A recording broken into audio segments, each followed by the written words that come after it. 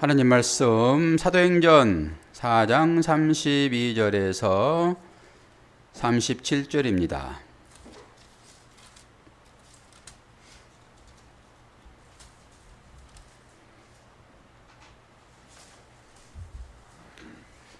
저와 여러분이 한 절씩 나누어서 읽겠습니다. 믿는 무리가 한 마음과 한 뜻이 되어 모든 물건을 서로 통용하고 자기 재물을 조금이라도 자기 것이라 하는 이가 하나도 없더라.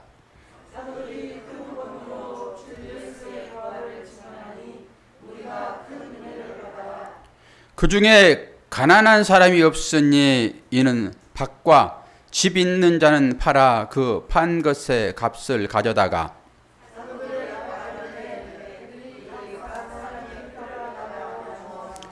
구브로에서 난 레이족 사람이 있으니 이름은 요셉이라.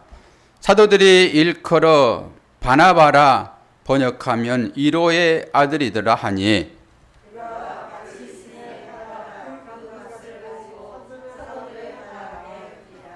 아멘. 특성이 있습니다. 이영식 집사님 가정. 왜 됩니까? 하나님 앞에서 그냥 아버지, 그러면 그게 찬양이고, 아버지, 그러면 그게 기도고, 그러죠. 감사해요. 오늘 저한테 여러 가지로 이제 충만한 기쁨이 이제 일어나는데요. 새로운 얼굴 또 봐서 반갑고, 그리고 또 제 설교를 듣는 분들이 계시잖아요. 그래서 어떻게 들을까 이런 생각들이 설교자한테는 늘 있어요. 제가 말로는 뭐 사람 눈치 보지 않고 설교한다 그래도 속으로는 어떻게 들을까 이런 생각들이 기본적으로 있습니다. 저도 눈이 있잖아요. 다 보고 있으니까. 그러면서 어떻게 설교는 잘 들리십니까? 어떻게 마음이 불편하지 않습니까? 이렇게 물어봤더니 혹시 찔림은 없어요? 설교 들으시면서 그랬더니 원래 설교 찔린 거 아니에요? 얼마나 기쁜지. 원래 설교 찔린 게 아니에요. 그러니까 편안해집니다. 여러분도 똑같이요? 예. 그래야지 통해서 어떤 얘기를 하더라도 편하게 하죠. 늘 목사가 불안해가지고 하면 되겠습니까? 여러분 마음 가운데 그런 마음으로 설교 들은다고 그러면은 여러분 어디에 가든지 상관없습니다. 여러분 훈련 잘 받고 계신 거고요. 그 설교 듣고 믿음 생활 잘하고 있으면 되죠. 뭐 제가 굳이 이곳에서 꼭 설교 드려야 됩니다. 이런 얘기를 할 필요가 없죠. 잘 성장하고 있는 모습을 보면서 제가 아주 충만한 그런 은혜로 설교를 시작을 합니다. 오늘 설교 제목이 뭔가요? 처음 교회, 재산 공유 공동체.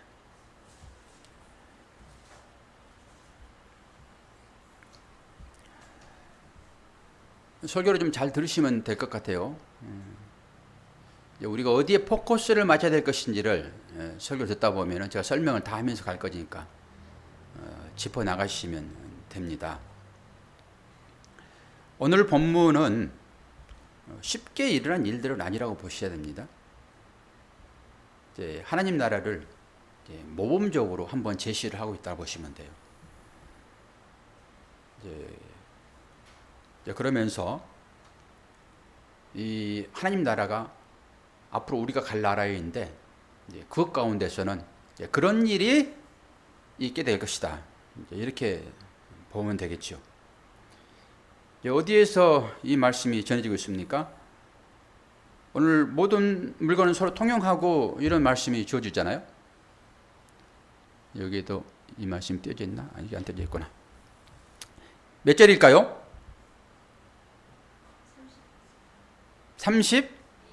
32절. 그렇죠?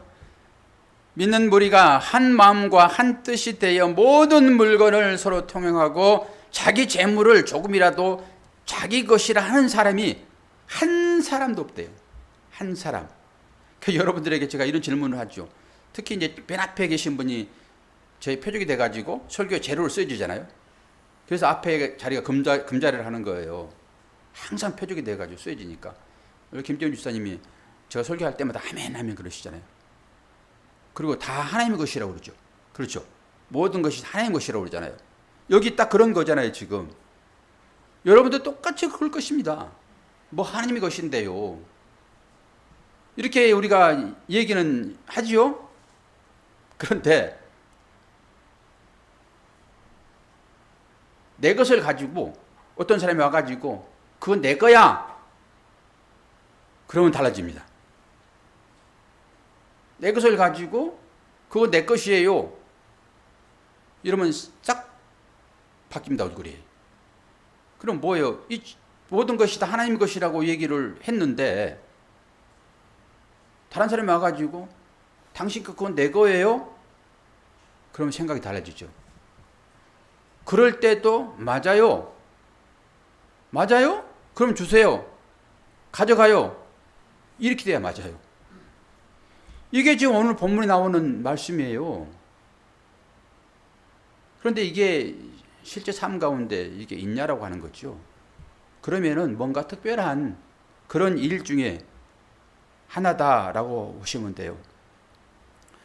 이게 이제 공동체란 말을 우리가 쓰잖아요. 공동체.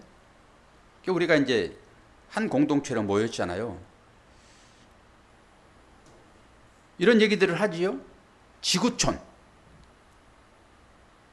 옛날에는 각자 따로 떨어져 있어가지고 저쪽에서 무슨 일이 일어나도 우리는 상관이 없었습니다. 우크라이나 전쟁이 일어나도 상관없었다니까요. 지금은 전부 연결되어 있습니다. 그쪽에서 문제가 생기니까 당장 전 세계가 바로 이 코로나가 영향을 미치듯이 딱 그렇게 미쳐버리잖아요. 이게 이제 하나로 묶여져 있습니다. 이걸 공동체라고 그러죠. 그래도 지구촌, 지구공동체 그래요. 근데 거기에서도 각자 나라들이 또 있잖아요. 이건 작은 공동체라고 이렇게 볼 수 있죠. 공동체란 말은 뭡니까? 생활이나 행동, 목적 따위를 함께하는 두 사람 이상이 모여서 살아가는 무리들이에요. 그런데 목적이 전혀 다르다든지 생활 방식이 패턴이 전부 다르면은 함께 살아갈 수가 없습니다.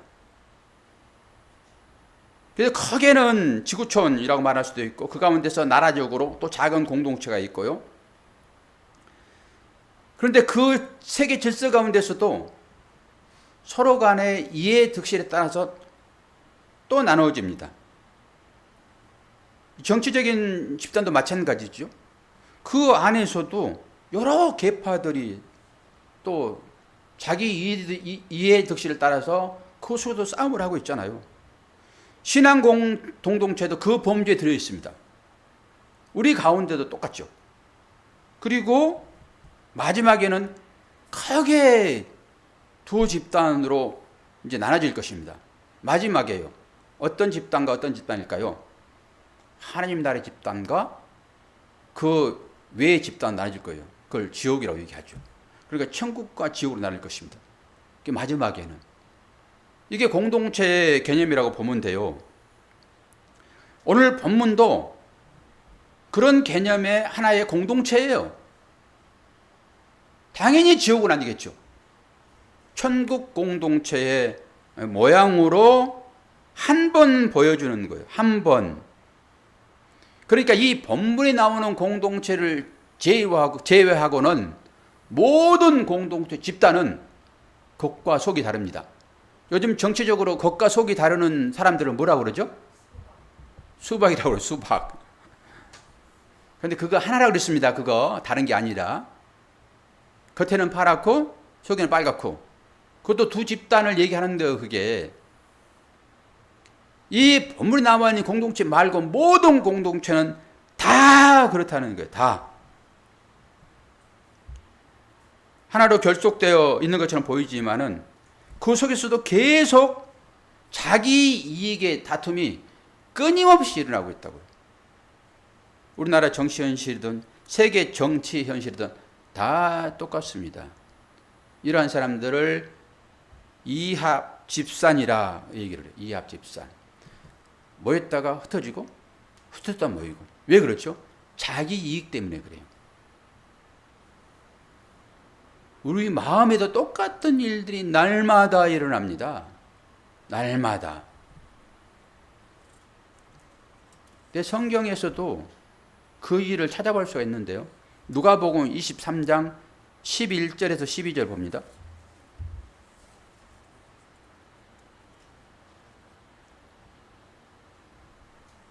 이 영상을 띄워놨는데 글씨가 적어가지고 제 눈이 나빠졌어요. 크게 한번 볼게요. 4장 32절.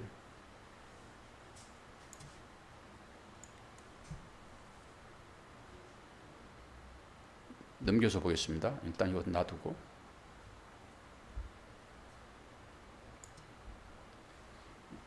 제가 설교를 영상을 올리는 것은 제가 들으려고 그래요.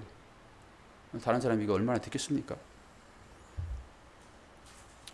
누가복음 23장 11절 12절.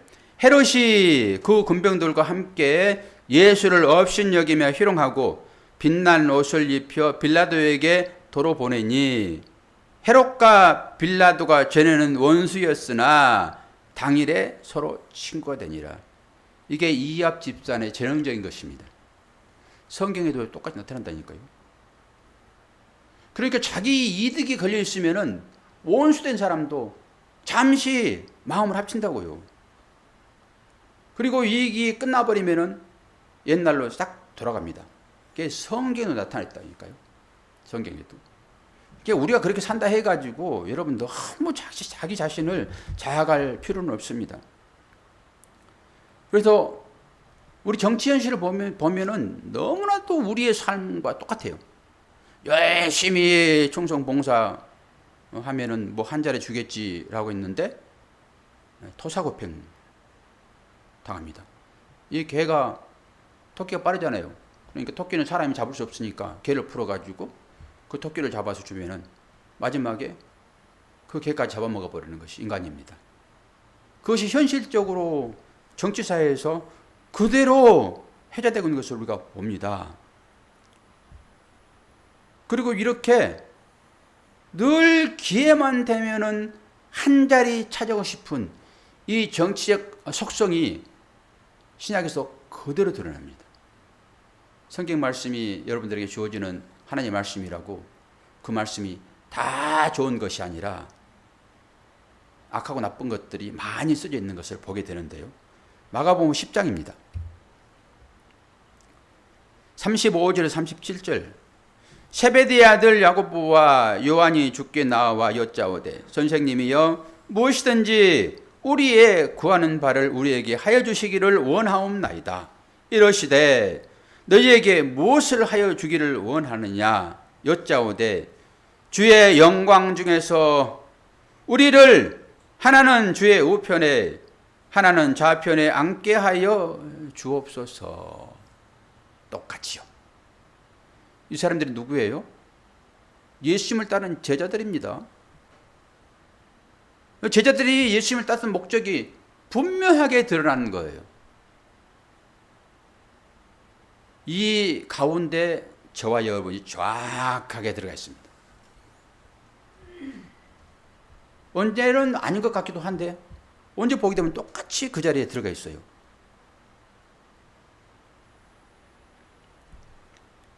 초대교회에도 똑같이 이 현실 가운데 나누어지는 그 파당들이죠. 계파들, 정치 색깔들 다르면 똑같이 모여지는 초대교회도 똑같이 있었습니다. 고린도전서 1장 봅니다.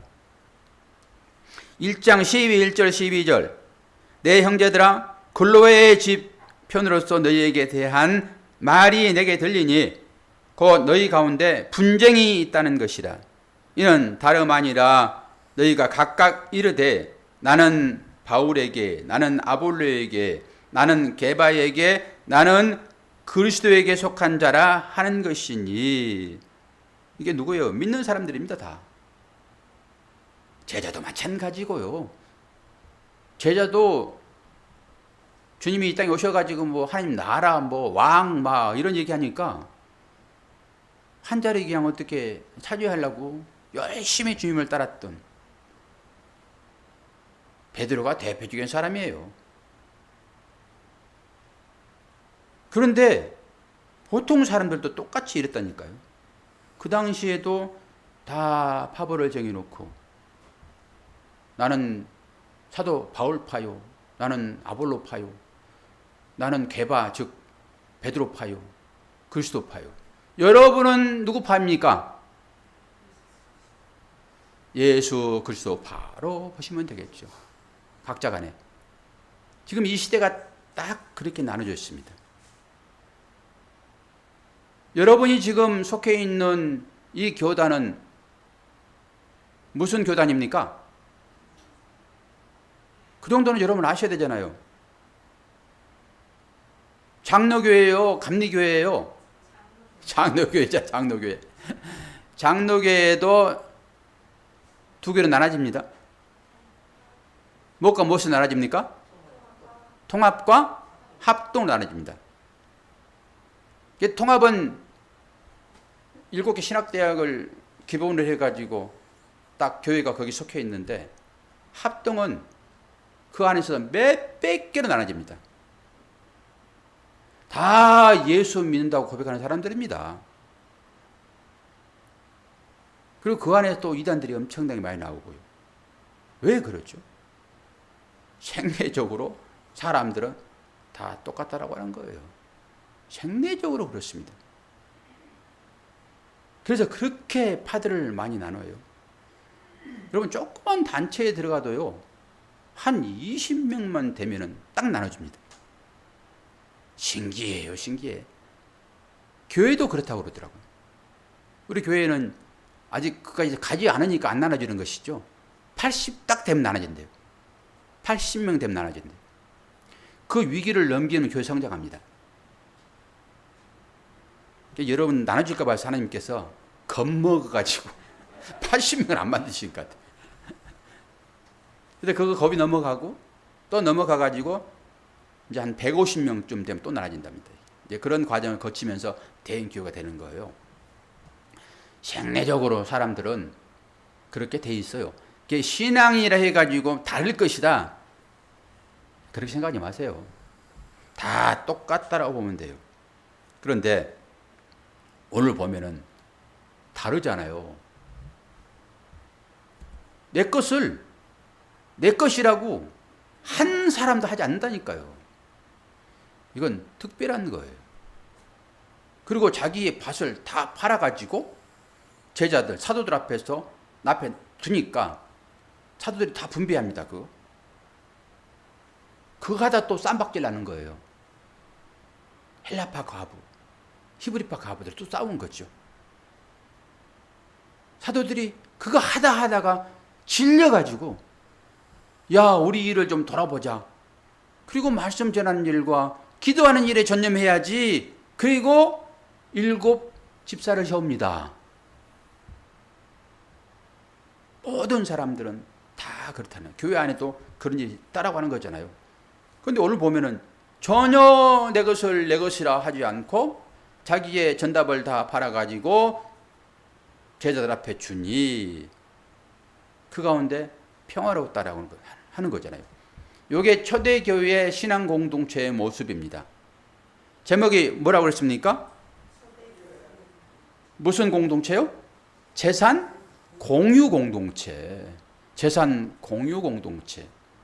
그래서 이런 모습을 생각을 하면서 초대교회로 돌아가자. 그리고 생겨난 것이 박태선 장로가 만든 신앙촌입니다. 전도관. 거기에서 신천이 나옵니다. 제가 조사를 해봤더니 그 신앙촌이 첫 번째, 두 번째, 세 번까지 그 셋째 아들이 물려받았더라고요. 처음에는 좋게 시작합니다. 그들도 다. 그래가지고 우리는 별도의 어떤 단체로, 공동체로 살아야지 라고 자기들만의 세상을 만든 거예요. 거기에 대표적으로 이 사람들을 현혹시켜가지고 일하게 만들어가지고 한 6천 명 정도 거기 들어가서 막 살고 있더라고요. 그 자기들의 나라를 거기 만들었습니다. 그리고 일 혹사시켜가지고 공장들을 많이 짓고요. 그리고 대표적으로 그들을 힘있게 만드는 것은 안수에 안수. 그럼 막 질병이 물러가고 여러 가지 기적적인 어떤 그런 체험들을 많이 하긴 했더라고요. 하나님의 기적을 체험하면 뭐 합니까? 예수는 가짜라고 그러는데, 자기가 하나님이라고 그러는데, 전부 그렇게 이단을 받습니다. 그래가지고 그들이 나오지 못하는 것은 어떤 식으로, 제가 옛날에 그거 한번 배운 적이 있는데요. 똑같이 삽니다. 화폐 단위를 바꿔버립니다. 이제 10,000원짜리를 그들은 1,000원 단위로 생활하게 만들어버립니다. 1,000원만 가지게 되면 우리가 일상생활에 10,000원 주고 살 것을 그 안에서는 1,000원 주고 삽니다. 싸게 사는 것 같죠. 그들이 그 생활을 한 몇 년만 해보십시오. 못 나옵니다. 얼마나 머리가 좋으면 이단된지 아십니까? 지금도 그 삶을 살고 있다니까요. 그래서 그들이 만든 그 물건들이 참 좋습니다. 지금도 상해 무슨 상해 해가지고 나름대로 사업들을 하고 있어요. 지금도 생산하고 있고. 내 공동체라고 하는 것은 어떤 그런 개념인데, 이 공동체가 우리도 이 공동체를 본받아서 우리도 그렇게 살자라고 하는 것이 그 신앙촌이라고요. 성경을 곡해한 것이죠. 사람은 그렇게 살 수 없습니다. 그런데 특별하게 한 번 딱 이걸 보여준 거예요. 그리고 이것을 통해 가지고 하나님 나라의 모형이다라고 하는 거잖아요. 여러분, 제가 질문했잖아요. 모든 것이 하나님 것입니다라고 고백을 하지만은 실적으로 여러분이 가진 그것을 그건 내 거야 라고 뺏게 되면 안 뺏긴다니까요. 기본적으로. 그러니까 다른 얘기들을 하고 있는 거죠. 그러니까 우리는 이렇게 살면은 하나님께서 우리들에게 복을 주시고 이것이 하나님 기뻐하신 일일 것이야 라고 글이 들어가지 말자라고 하는 거예요. 이게 율법과 연결되어 있습니다.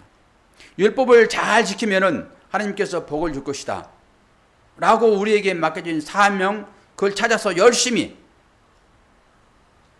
졸리면 잠을 자야 되는데 그 잠을 이기고 새벽기도 하는 거예요. 잠을 이기고. 피곤하면 쉬어야 되는데 교회에서 이 등 갈아야 된다고 그러니까 등 달러 나오는 거예요. 우리 집사님은 수술하니까 제가 뭐 교회에서 요구하는 그것을 테니스 치러 가야 되는데 지금 목사님이 지금 그 시간에 심부름 시켰어요. 억지로 할 수 있습니다만은 예를 들어서 설명을 하는 거잖아요. 그게 그렇게 하지 말라는 거예요. 성경은. 그러니까 오늘 이 초대교회에 그 재정 공동체 아닙니까 이게. 이렇게 하는 것이 성경의 말씀이고 이것이 우리들에게 참 모범적인 것이니까 우리도 그렇게 삽시다 라고 그렇게 뭉쳐가지고 글이 들어가지 말라고 하는 거예요. 성경은. 그러면은 우리가 그 시각을 벗어나서 뭘 봐야 되는 것입니까? 뭘 봐야 되는 거예요? 자칫 잘못하면은 목사들이 그쪽으로 끌고 들어갑니다. 여러분 재산 다 가져오세요. 가난한 사람 많이 있잖아요. 그러니까 여러분 재산을 가지고 분배합시다. 이렇게 갑니다. 성경에 나와 있잖아요. 초대교회로 가서 회복해야지요. 이게 하나님 나라의 멋진 모습 아닙니까? 이렇게 말하면은 성경을 근거로 되니까 안 하면 찝찝한 거예요. 이제 안 하면 찝찝한 거예요. 그래서 아나니아 삽비라가 바로 나오는 거예요. 이제 그래서 5장에 가가지고 그런 식으로 여러분들의 삶을 신앙 공동체 독려하는 그것은 성경 깊이 안 보는 것입니다. 외관만 보는 거예요. 외관만. 그게 수박이죠. 그게 율법입니다. 그 율법이 제시하고 있는 것이 뭔지를 보지 못하면은 우리는 전부 다 해칠한 무덤식으로 속에는 다 썩어가지고 구덕이 나는데 해칠 탁 해서 깨끗하게 된 것처럼 그렇게 살아버립니다. 가정은 그냥 풍지박산 나는데 교회에 나오면서 아주 거룩한 척, 전혀 문제가 없는 척 그렇게 위장할 수 있다니까요. 이게 철저한 율법이에요, 여러분. 제가 좀 더 얘기하면 이제 또 이제 상처를 받을 것 같으니까 제가 그만하고요. 그럼 뭘 봐야 되냐라고 하는 거잖아요. 뭘 봐야 돼? 이 본문에서 그러면 여러분들이 중심적으로 봐야 될 본문이 뭔가라고 하는 거예요. 32절 딱 그렇죠? 그리고 34절도 마찬가지죠. 35절 마찬가지죠. 이 사람들 대표가 요셉이잖아요. 요셉. 그러면은 32절, 34절, 36절이 같은 얘기고 36절은 이 사람들이니까 몇 절 봐야 되는 거예요? 성경을 봐요, 빨리. 답을 해줘야지. 몇 절 봐야 되는 거예요, 우리가. 몇 절을 봐야 이 본문 말씀이 우리에게 주는 교훈을 깊이 있게 볼 수 있냐고요.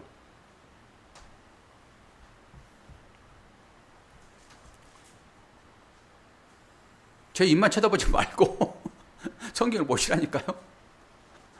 몇 절을 봐야지만이 바로 볼 것인가라고 하는 거잖아요. 신앙 공동체에 멋진 여러 모습들이 좀 있었잖아요. 그럼 어떤 것을 중심 삼아서 보면은 바른 성경 해석이에요.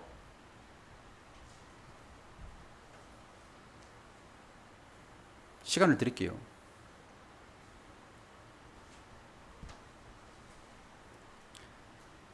저 눈이 나빠져가지고요.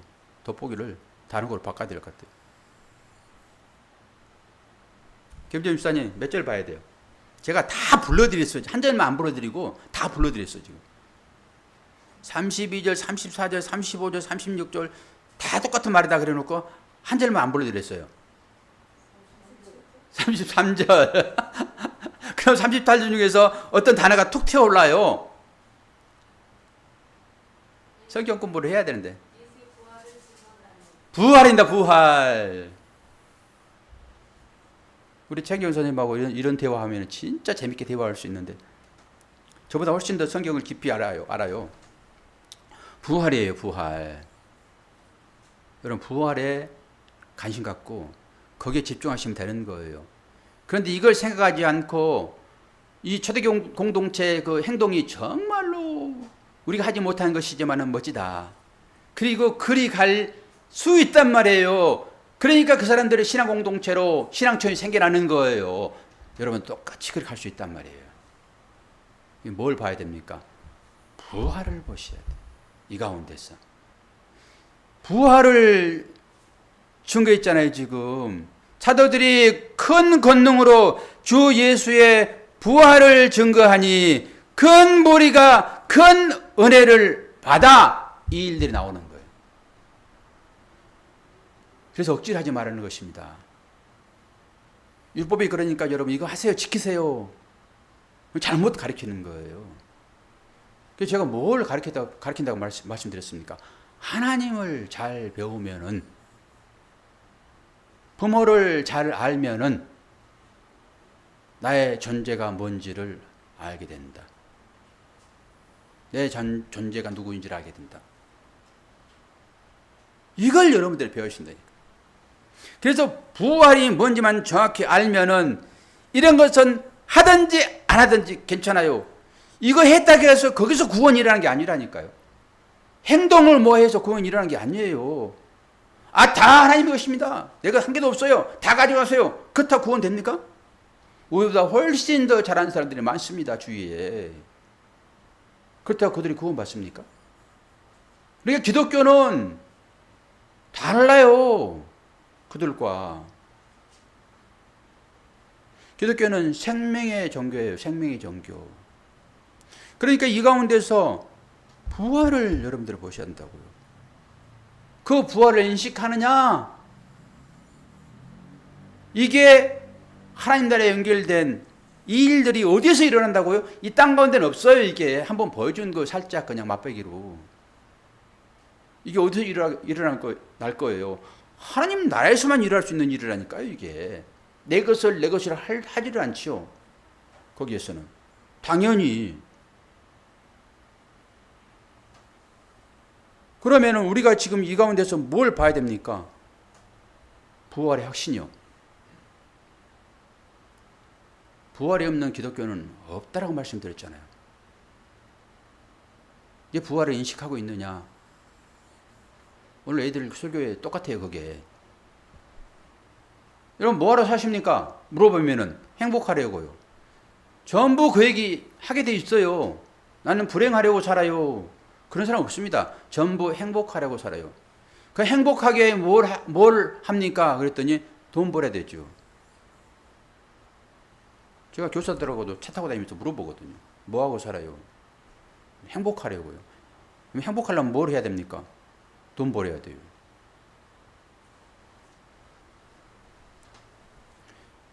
여러분은 뭐하러 삽니까? 당연히 행복하려고 살지요. 그럼 그 행복이 여러분 옷을 잘 입고 돈을 많이 벌고 좋은 차 타고 고급진 어떤 곳에 밥 먹고 그러면 행복입니까? 행복은 영원해야 되는 거예요. 잠깐 있다가 없어지는 것은 행복이 아니에요. 거기에 현혹되면 절대 안 돼요. 행복은 영원해야 돼요. 구원과 연결돼야 됩니다. 하나님과 영원히 살 수 있는 그 나라요. 그것이 진짜 행복이라니까요. 그래서 우리가 그 가치를 따라서 사는 거예요. 영원히 하나님 나라에 살 우리들, 뭘 통해서만 가능하죠? 부활이요. 부활은 곧 죽음과 연결되어 있다고 말씀드렸습니다. 이거 제대로 여러분 아셔야 돼요. 우리는 보이는 것에만 마음을 뺏기고 살잖아요. 내가 기도할 때 보이는 것으로 드러나야지만 하나님 응답하실 거나 그러잖아요. 그런데 영혼은 보이는 거예요? 아니에요. 행복이 보이는 거예요. 그렇게 행복을 물질로 보면은 전부 보이는 것으로 나타나는 거예요. 그게 없으면 행복 아니에요. 생명은 어때요? 없으면 안 보이면 없는 걸로 생각해 버리는 거예요. 우리가 이 깊이를 못 들어가는 거예요. 그래서 참 행복이 뭔지를 모르는 거예요. 소망이 뭔지를 모르는 거예요. 그러니까 부활은 좋기는 좋은데 그 다시 살아나는 생명이 좋기는 좋은데 죽음을 통과하지 않는 부활은 없어요. 그래서 우리 모두는 다 죽음을 통과하여 바로 부활로 나오는 거란 말이에요. 그런데 그 부활이 눈에 보입니까? 안 보이잖아요. 그럼 없는 거예요? 없는 거라고 그러면요, 여러분 마음 가운데서 지워져야 되는 거예요. 그럼 없어요, 그거는. 여러분 마음에 지워졌으면 없는 것입니다. 있잖아요. 이 마음에 있으면 있는 거예요, 여러분. 이 안에 들어가는 거예요, 우리가. 우리는 전부 다 눈으로 보이는 것만 생각하니까, 전부 다 물질로만 생각하니까 눈에 안 보이면 없는 거예요. 그리고 울고 불고 하는 거예요. 그러니까 예수님께서 십자가에 죽으시니까 눈에 없으니까 안 보이니까 울고 불고 하는 말이에요.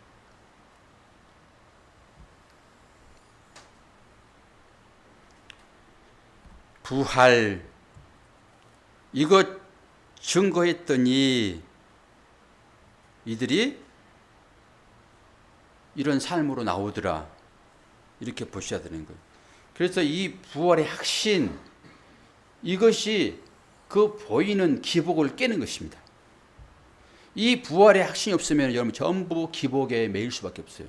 기복은 전부 보이는 것입니다. 복은 전부 보이는 곳에서 드러나는 거예요, 우리한테. 그렇게 와야지만이 복받았다 그러는 거예요. 이걸 깨는 것이 부활입니다. 그럼 부활에 대한 설명을 좀 해드릴게요. 고린도전서 15장 16절에서 17절. 만일 죽은 자가 다시 살아난 것이 없으면 그리스도도 다시 사신 것이 없었을 터이요. 그리스도께서 다시 사신 것이 없으면 너희의 믿음도 헛되고 너희가 여전히 죄 가운데 있는 것이요. 부활입니다. 진짜 부활을 믿는 사람들은요, 그 세상의 법에 묶이지 않습니다. 진짜 부활의 소망이 있는 사람들은 보이는 세상의 법에 묶이지 않습니다. 그걸 풀어주는 것이 주님의 십자가입니다. 마태복음 22장 30절, 제가 다 전한 말씀들이에요. 이게 세상 법이에요. 부활 때는 장가도 아니하고 십도 아니하고 하늘에 있는 천사들과 같으니라. 비밀스러운 말이죠. 이 부활을 인식하느냐예요. 이 부활의 확신이 있느냐, 그겁니다. 우리가 다 이 땅에 어떤 생애를 살면 다 마감할 거잖아요. 그리고 하나님 나라로 가서 부활체로 이제 살 건데, 하나님 나라는 어떻다고요? 시집 장가 안 간대요. 이런 말씀들을 들으셔야 돼요. 현혹시키는 그런 말 듣지 마시고 이런 말씀 들으셔야 돼요. 이게 온전히 영원히 사는 그 하나님 나라의 일입니다. 이게 한식으로 주어지는 이 땅 가운데서의 삶의 얘기가 아니란 말이에요. 그래서 이 부활이 인식되었느냐라고 하는 거죠. 그런데 우리는 이런 말씀을 가지고 있으면서도 이 나라의 삶이 그대로 연장될 것이라 보는 거죠.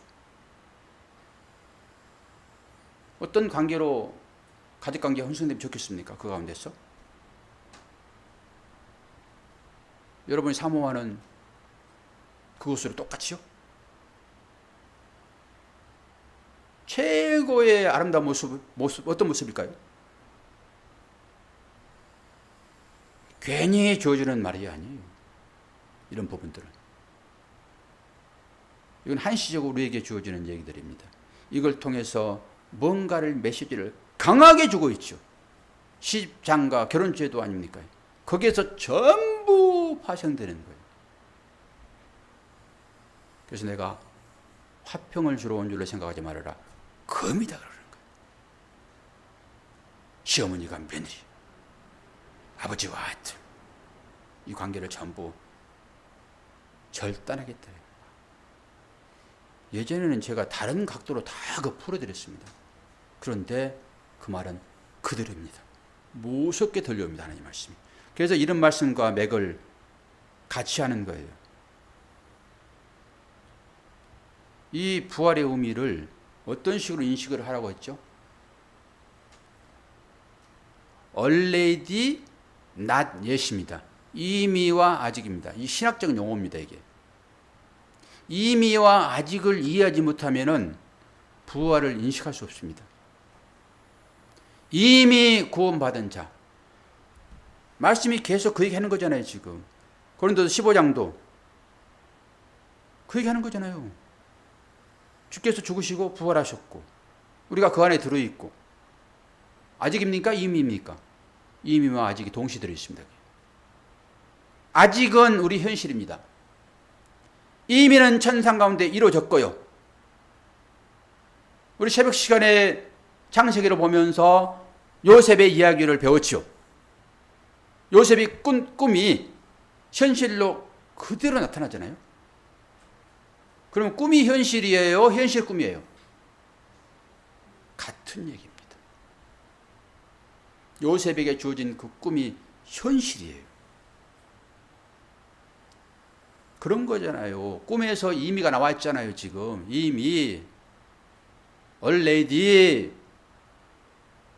그런데 실제 삶은 아직이었잖아요. 감옥에 갇혔으니까.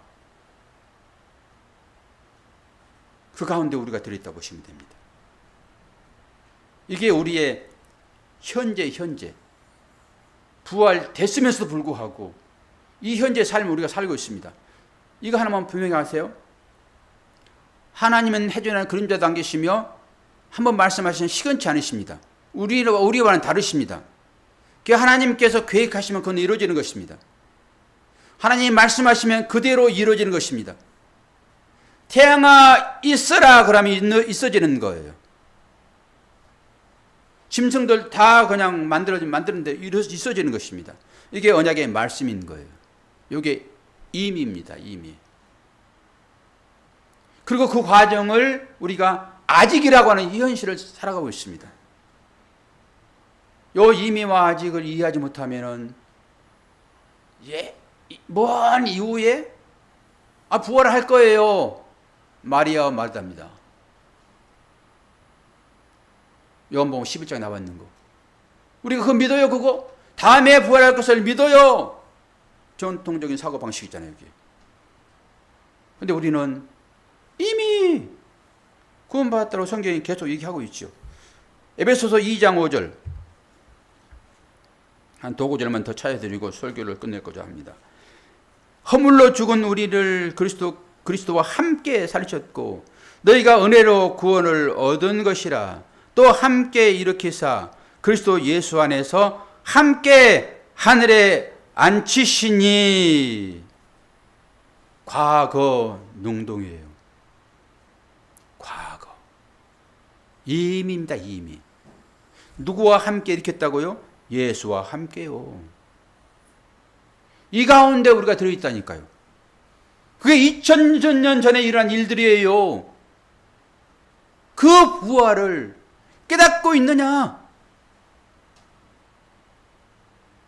이 말씀이 우리에게 주어진 거잖아요, 지금. 그럼 이 말씀을 믿느냐라고 하는 거예요. 이 신실한 하나님 말씀 믿느냐? 하나님은 헛소리 아니하시잖아요. 그래서 그 가운데 우리는 들어갈 거예요. 하나님의 계획은 정확하시니까. 그래서 부활은 제가 뭐라 그랬습니까? 소녀야 일어나라 그럴 때 달다금 그랬잖아요. 누워있는 상태에서 똑바로 일어서는 것에게 이로. 이게 부활입니다. 죽어있는 상태에서 일어서는 것, 이게 부활이에요. 이게 십자가입니다. 여러분은 다 죽어있는 상태에서 일어난 상태입니까? 누워있는 상태입니까? 일어난 상태예요? 누워있는 상태예요? 일어난 상태, 이걸 부활이라고 한다니까요. 그래서 여러분 지금 부활의 삶을 사시는 거예요. 그 믿음을 갖고 사시는 거라고요. 먼 이후에 일어날 그 일로 보지 마세요. 그건 현재 여러분이 부활의 삶을 살고 있는 것입니다. 똑바로 선 상태. 이 율법을 통해 가지고 그리스도로 나타나고 있느냐? 이 율법을 통해서 그리스도를 보았느냐라고 하는 거예요. 그리스도는 뭐예요? 십자가 아닙니까? 죽었다가 살아나신 그분을 보았느냐? 율법을 통해 가지고. 율법은 누워있는 것이니까. 경정이 이거 비유로 설명이 다 했어, 옛날에? 말씀을 옆으로 탁 던졌더니, 그 말씀이 이런 것이군요. 라고 딱 바라셔오는 거. 이게 비유. 바라볼래, 옆에 놓다. 두 가지를 딱 가지고 비교해야지만 이것이 바른지를 아니까. 비유는 그런 거예요. 그러면서 비유로 말씀을 딱 던졌더니 이 사람들이 그 말씀을 이 말씀이 이런 뜻이군요. 라고 그리스도로 딱 받아셔오는 거예요. 율법을 던지게 되면은 그 율법을 가지고 이것이 주님의 사랑이군요. 찔림 그 자체가 주님의 사랑이군요. 이게 깨달아지냐고요. 찔림은 내가 살아있다는 증거이군요. 이거잖아요. 죽어있으면 여러분 찔리는데 그 문둥병자들이 전부 모르잖아요. 감각이 없잖아요. 아무리 말씀을 던져줘도 감각이 없잖아요. 그건 죽어있는 거예요. 누워있는 거예요, 그게. 그리고 말씀을 율법을 지키는 사람들, 그 누워있는 사람들이 살았다고 돌아다니는 거예요, 그게. 그게 뭐예요? 좀비지요. 부활되지 않고 살았다가 돌아다니는 사람들, 율법주의자들, 그거 다 좀비들입니다, 여러분. 그리고 그 신앙생활 잘한다고 뭐 다 재산 팔아가지고 다 갖다 주고 나 이렇게 잘 살아요. 내 것이 아니에요. 그러니까 그래? 그건 나 좀 주라.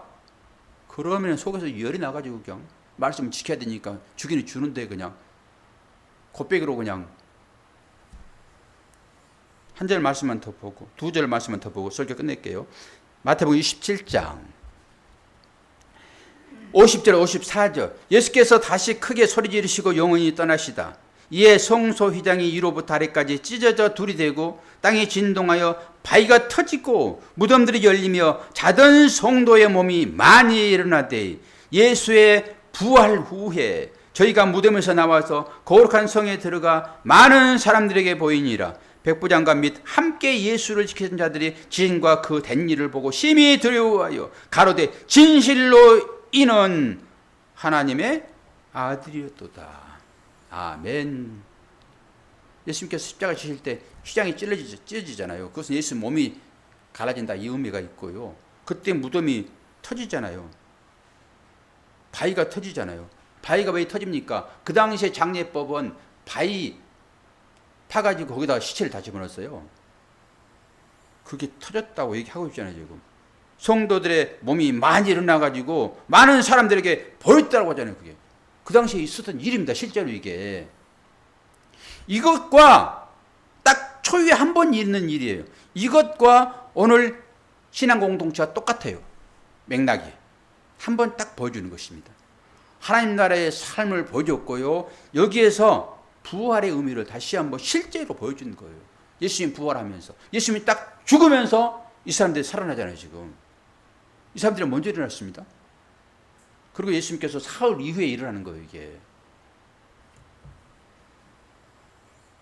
그러면서 우리가 이제 실제적으로 부활이 일어났고 어떻게 해서 우리가 그 안에 들어가 있는지 봅니다. 요한복음 17장 21절. 이 말씀만 띄워드리고 설교로 마칠게요. 예수께서 내 안에 내가 아버지 안에 있는 것 같이 저희도 다 하나가 되어 우리 안에 있게 하사 세상으로 아버지께서 나를 보내신 것을 믿게 하옵소서. 뭐라고요? 아버지께서 내 안에, 예수님 안에 하나님 계시고 하나님 안에 예수님 계시고 예수님 안에 우리 들어가 있는 거잖아요. 이 현실이요. 이게 영적 현실이잖아요, 지금. 예수님께서 부활하셨으면 당연히 우리가 그걸 믿음으로 우리도 아버지 안에 서로 있는 것처럼 우리도 그 안에 들어가 있는 거예요. 이게 천상의 삶입니다. 이 물질 개념은 아니지 않겠습니까? 그럼 뭘까요? 생각 공유 공동체. 그래서 우리가 그리스도 안에서 아멘 하는 것입니다. 그리고 각자 사는 거예요. 각자 그냥 사시면 되는 거예요. 좀 남으면 좀 돌려주시면 되고. 나도 못 먹는데 말씀이 이러니까 그 팔아서 주고 배 쫄쫄 걸면서 내가 왜 그랬지 라고 하지 마시고 여러분 잘 드시고 좀 남으면 돌려주세요. 여러분 3끼 먹을 때 한 끼도 못 먹는 사람 있으면 여러분 2끼만 드시고 한 끼 돌려주시고요. 나도 못 먹으면서 할 일 하라고 말씀 주신 게 아니니까 그렇게 사시라는 거예요. 가난한 자는 옛날부터 있었어요, 성경에. 그런데 그 실제 가난이 뭔지를 보여주려고 한번 보여주는 거예요, 그게. 근데 신앙 공동체가 오늘 초대교회에 그런 일들이 있었으므로 우리도 그렇게 가자라고 하지 마시고 오늘의 말씀의 핵심은 부활입니다. 여러분이 부활의 삶을 살고 있느냐, 그 인식이 있느냐. 근데 이런 개념이 전혀 없는데 무슨 방법으로 여러분이 부활을 살 거냐고요. 말씀이 던져지게 되면 그 말씀이 나를 깨우는 말씀, 즉 자고 있는 사람을 이렇게 세우는 귀찮고 힘들고 아프지만은 그 어머니가 애들을 깨울 때 그 자고 싶은데 흔들어 깨우잖아요. 그것입니다, 여러분. 말씀이 그 역할을 하는 거예요. 제가 오늘 그래서 아이고 그분 신앙생활 교육 잘 받았네. 그러니까 어디서 다 배웠기 때문에 제 설교를 듣고서도 그것이 당연한 거 아닙니까? 이렇게 질문하죠. 어디 간다는 무슨 상관입니까? 그러니까 어떤 분은 또 목사님은 모르고 있지 우리는 다 그렇게 알고 있어요. 그러더라고요. 그 제가 착각하고 있는 거죠. 다 애들처럼만 생각하고 있으니까 이제 좀 놓아드리랍니다, 여러분. 좀 자유롭게 사시고 제가 무슨 말을 해도 찔리지 않을 것이다 생각을 하고 찔림이 오게 되면 와, 나 살아있구나, 감사하네, 가끔 목사님 저 좀 찔러주세요, 그렇게 기도 좀 하시기 바랍니다. 기도하겠습니다. 하나님 아버지 감사합니다. 부활의 의미를 깨닫지 못하고 하나님 나라의 없음을 다시 한번 말씀을 통하여 보게 되니 감사합니다. 우리의 행위를 보고 판단하지 말게 도와주시고 하나님 나라의 영원한 그 복음이 오늘 이 말씀 가운데 녹아있고 우리가 어떤 믿음의 삶을 살아야 될 것인지 부활이 뭔지 다시 정리합니다. 주님 은혜로 함께 해주시고 이 사실 앞에 감사로 나올 수 있도록 인도하여